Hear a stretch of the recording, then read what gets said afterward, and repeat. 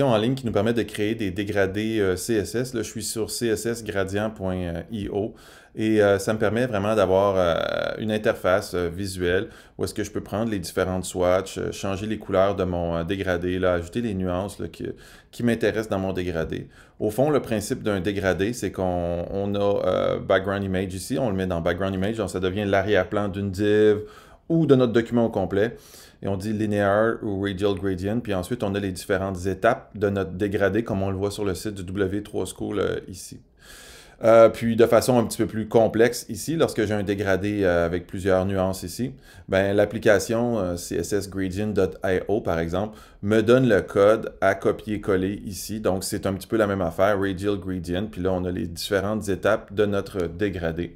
Si je veux mettre ça en arrière-plan de ma page, tout ce que j'ai à faire c'est d'aller dans mes CSS par exemple, puis je l'ai mis en arrière-plan de ma page ici dans Background Image.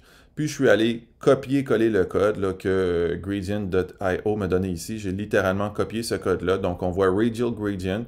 Puis on a les trois étapes. Première étape, deuxième étape, troisième étape avec du RGBA, donc rouge, vert, bleu et transparence, opacité de chacune de nos nuances.